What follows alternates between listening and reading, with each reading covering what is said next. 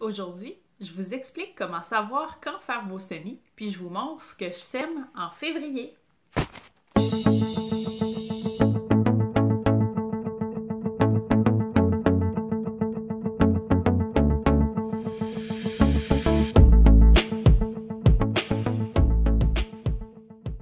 Si vous êtes un jardinier amateur, vous êtes probablement déjà à l'aise avec le concept de rusticité des plantes et de zone de rusticité.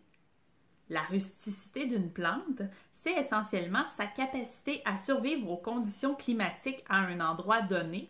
Dans les climats nordiques, c'est surtout la capacité des plantes à survivre à nos hivers. La zone de rusticité, c'est une donnée qui est importante lorsqu'on fait pousser des vivaces et des arbres. Donc, c'est important de choisir des plantes qui sont rustiques à notre zone et qui vont survivre à notre hiver. Mais les plantes qu'on met au potager, généralement, n'ont pas besoin de survivre à l'hiver parce que la majorité sont des annuelles. Donc, ce n'est pas la meilleure information qu'on a de disponible pour déterminer notre calendrier des semis. L'important, lorsqu'on veut faire pousser un légume, c'est de comparer le nombre de jours d'été dont il a besoin avec le nombre de jours d'été qu'on a à l'endroit où on habite. Pour m'aider dans l'établissement de mon calendrier des semis, j'utilise la date estimée du dernier gel au printemps chez moi et la date estimée du premier gel à l'automne.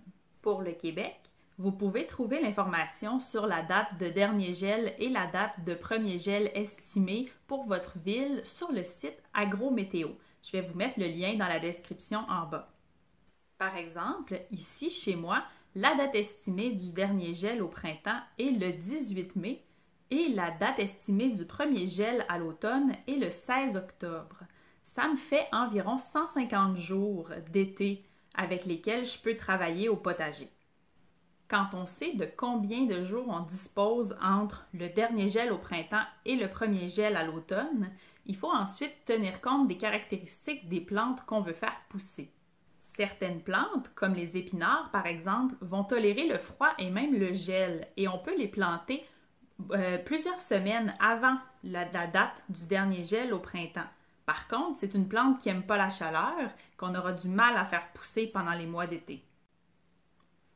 D'autres plantes, comme la tomate par exemple, ne tolèrent pas du tout le froid et le gel. Ça veut dire que même avant la date du premier gel, dans mon cas le 16 octobre, c'est possible que mes plantes de tomates commencent à avoir un peu de misère parce qu'ils vont avoir froid la nuit.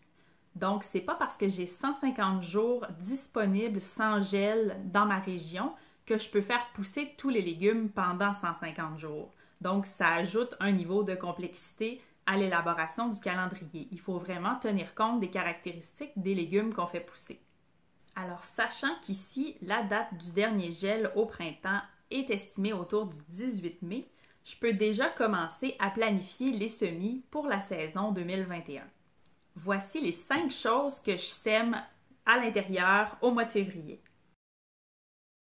Le premier légume que je sème en février, c'est le poireau.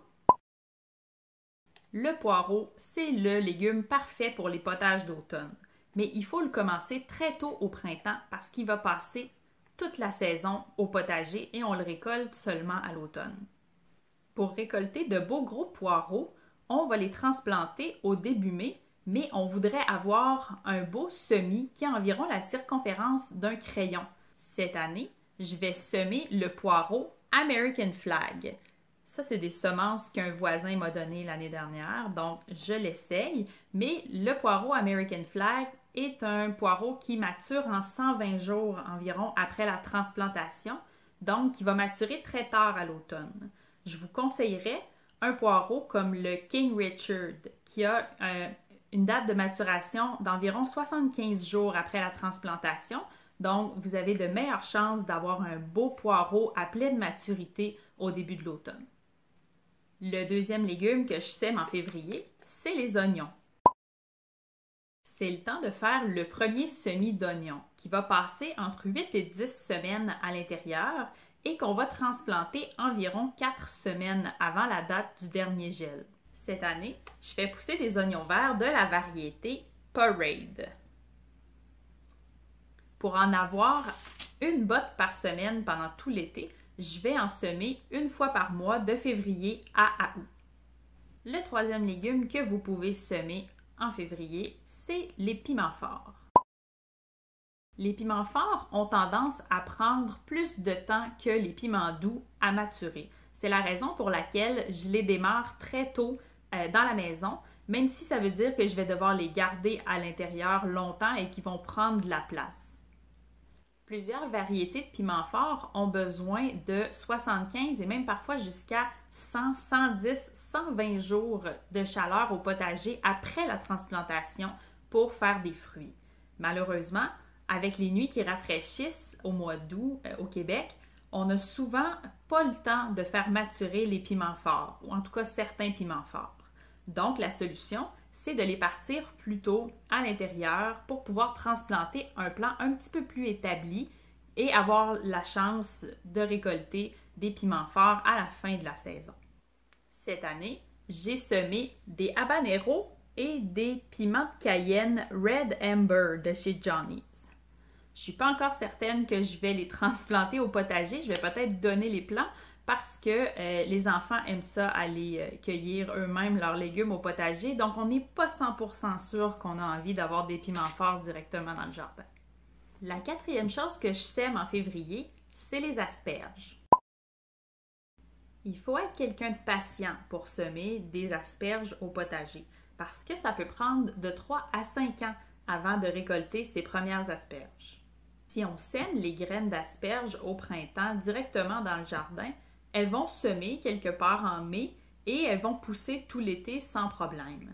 Mais pour essayer de gagner du temps sur ce fameux 3 à 5 ans que ça prend avant d'avoir des asperges, ça vaut le coup de les partir à l'intérieur et de transplanter des petits plants au mois de mai dans le jardin qui vont prendre tout l'été pour établir de bonnes racines avant de passer leur premier hiver. L'asperge est une vivace, donc on n'a pas besoin d'en planter à chaque année, mais comme on achète une nouvelle maison cette année et qu'on va avoir un nouveau potager, on n'a pas le choix, on recommence les semis d'asperges. On a choisi de semer la traditionnelle Mary Washington que je me suis procurée chez Halifax Seeds. La cinquième et dernière chose que vous pouvez semer à l'intérieur en février, c'est les fines herbes. Si vous avez de la place dans votre chambre à semis ou sur le bord de vos fenêtres plus tard au printemps, ça vaut la peine de semer vos fines herbes et vos aromatiques vivaces et le persil, qui est une biannuelle, pour avoir de beaux petits plants à mettre au potager quand le sol va avoir dégelé et pouvoir en profiter cette année. Et les vivaces donc pourront passer l'hiver et vous en aurez ensuite à tous les ans. Laissez-moi un commentaire en bas si vous faites des semis en février. Dites-moi quelles sont les graines que vous allez planter. Vous pouvez aussi venir nous rejoindre sur Facebook, sur le groupe Jardinage urbain en climat froid, pour nous montrer des photos de votre chambre à semis. C'est tout pour la vidéo d'aujourd'hui. Si les conseils vous sont utiles, n'hésitez pas à me laisser un pouce en l'air. À bientôt!